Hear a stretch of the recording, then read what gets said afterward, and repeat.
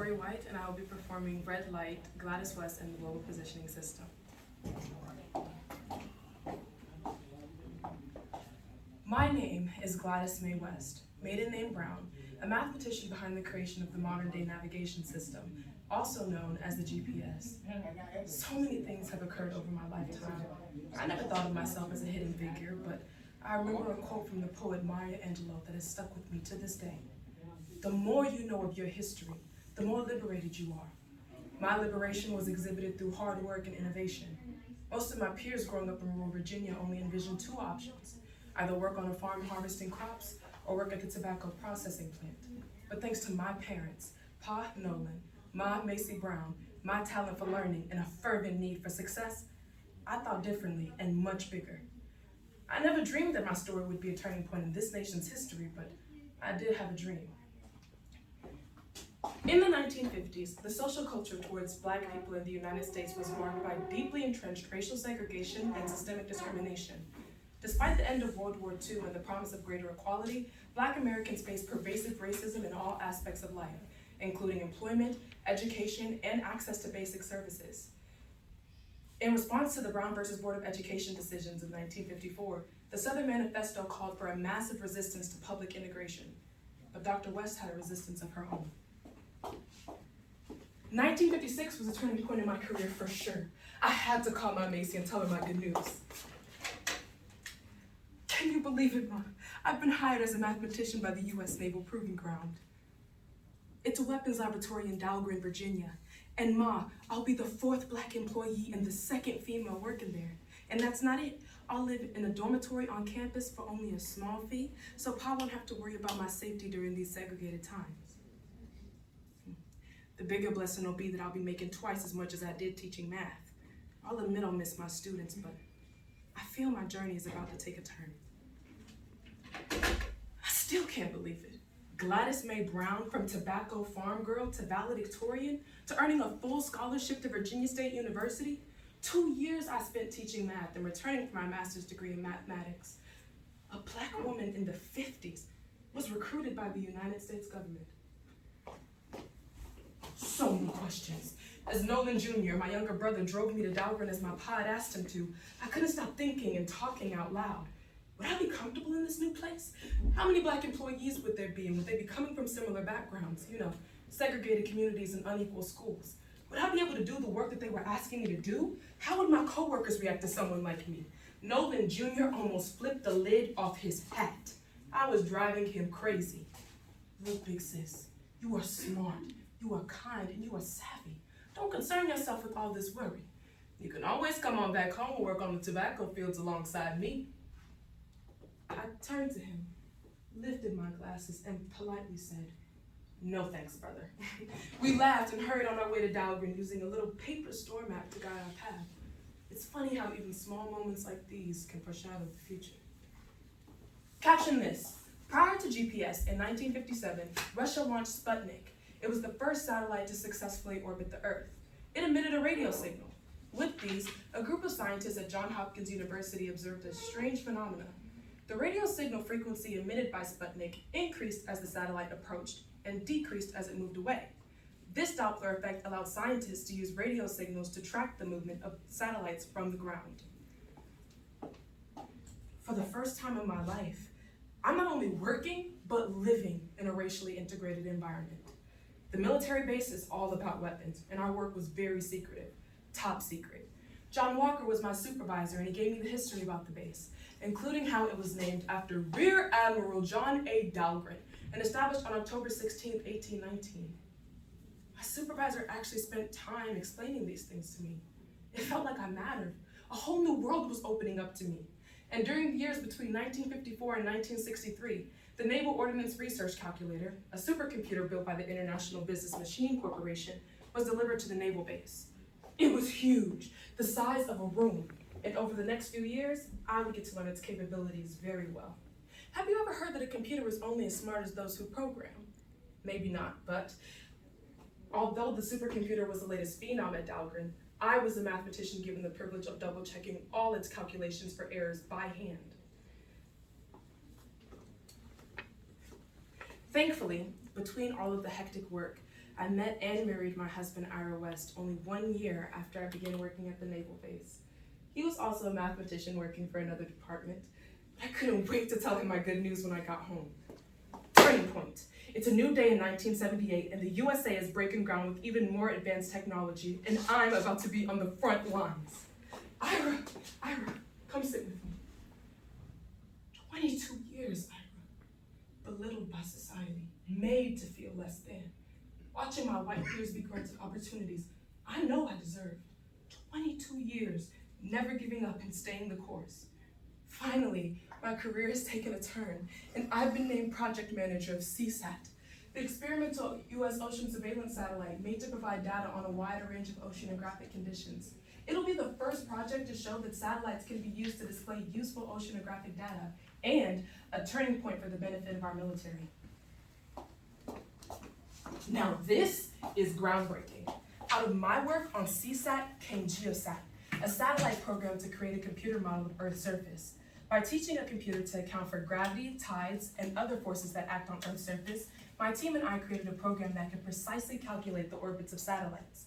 These calculations made it possible to determine a detailed model of the exact shape of the Earth called a geoid. It is this model and its later updates that allow the GPS to make accurate calculations of any place on Earth. In 1983, President Ronald Reagan authorized the use of GPS by civilian commercial airlines. His enabling became the first step toward authorized civilian usage. Today, ladies and gentlemen, you may well have benefited from the mathematical calculations of my peers and I, whether through following navigation on your car's navigation system or looking up the nearest restaurant on your phone. My 8-year-old self would have never imagined such a thing while counting fence posts on the way to the segregated Butterwood Road School in Virginia. I think since that time, I was just doing my job. 42 years I spent studying mathematical calculations and problem solving as both a team member and team leader. In 1998, after my retirement, I received my PhD in Public Administration and Policy Affairs from the Virginia Polytechnic Institute at the young age of 70 years. In 2018, at age 93, I was formally acknowledged for my contributions to the development of the GPS system by the Virginia General Assembly and inducted into the Air Force Space and Missiles Pioneers Hall of Fame. But please don't let that 20-year gap slip your mind. Finally, at yet another pivotal moment in my life, I was acknowledged for over 42 years of labor benefiting billions. Yes, this Black mathematician paved the way not only for herself, but future generations. No longer will Black Americans be stipulated by words such as can't or shouldn't, because I did. As I stand here to accept this honor, fact, no other single space project, program, or system has led to human benefit remotely close to that of the GPS.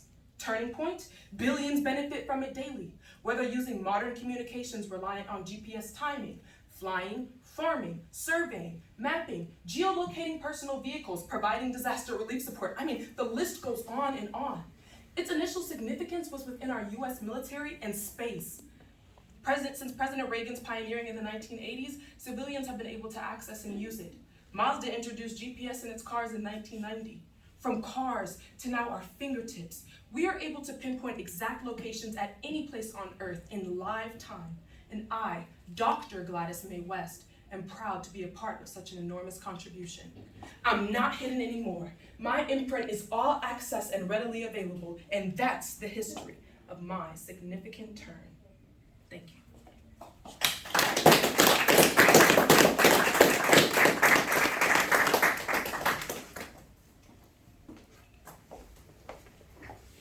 Wow, thank you very much. Yeah. Now we get the pleasure of getting to ask you questions. With a central character who had a really rich set of experiences like you're working with here, I see from your bibliography that Gladys West wrote a memoir. Was that a source that really helped you understand her perspective on her life? Absolutely, because along with the memoir, I actually was able to interview, that's besides the point, but her memoir it was the original source of contact that I had for Dr. West. So it literally basically wrote my entire script, especially since her achievements weren't even acknowledged since 2018. So there wasn't much information out there about her aside from her, couple of awards that she was acknowledged for. So her memoir really helped me get in tune with her character, realize her experiences, because a lot of work that was also out there for her did not highlight the complications that she faced discrimination-wise. She was kept on her base specifically. She wasn't allowed to travel and do work off-site on other bases like her coworkers were because she was Black. And so I think highlighting some of those moments and acknowledging the hardship that she went through, all of that I got from her memoir, including her family history and such. So yeah, I think it was really a booster for this project. Could you tell us a little bit about the interview? Yeah. Oh, I was about to ask about that. You said interview. Tell me more.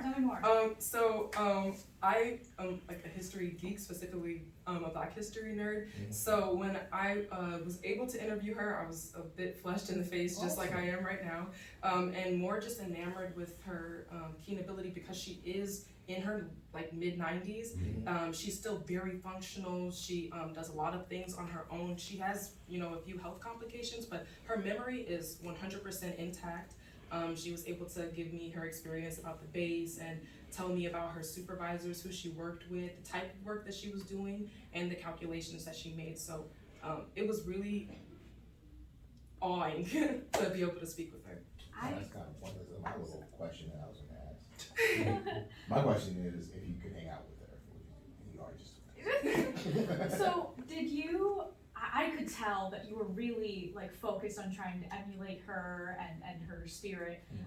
Did you find a lot of that source material in her memoir or from talking to her, or where did you pull that from? I think it was a bit of both because she is a very optimistic, she's a very upbeat but passionate individual, but she's also very intelligent, and it came from her driving force of, I want something more than the tobacco farm or working on a farm like my other like the people in my town. So I think it was an admiration of her ambition and a culmination of all the other aspects of her character that made me, I was like, I have to, if I'm gonna do Gladys West, I needed her right. So. Are you from the same area she's from? No, I am from Houston, Texas. So how did you interview her? Zoom, or you came? It was Zoom. Okay. It was Zoom. I was able to interview her daughter, and her husband, actually. That is freaking awesome. Absolutely wonderful. Yeah, so we're sadly running out of time. I'd love to keep talking with you. I just want to ask one last question, because you made a very, very strong case for GPS as a turning point, but you also suggest that there's a different turning point around Gladys West's career, her accomplishments, and the way in which the practice of science and tech has changed. Could you elaborate on that a little bit? There are actually a few turning points in Gladys West's story for sure. That's why I admired her so much as a character for this. The GPS system being one of those things. Her race and her gender playing, being a black individual at all was, it was hard to get into the line of work that she was into. And then being a woman, it was hard for her being in the science and mathematics industry. It was hard breaking in and breaking that glass ceiling, I guess you could say. So she just spent a lot of time with her head in the books and just getting her work done. So I would say, in terms of turning points, her entire history is a turning point, from coming out of Virginia, working for the US government, establishing some of the systems that we use today. That's how I got here today, was using the GPS. So I think, That was my last question. Did you put all this on a plane, or y'all drove from Houston here? Or did you buy Goodwill on the way in or something? We were on a plane, but I had an amazing individual that drove the van of the props all the way from the plane. Oh, wow. Absolutely wonderful. Really appreciate it. Thank you so Gold much. star. Thank you. Yes, thank you.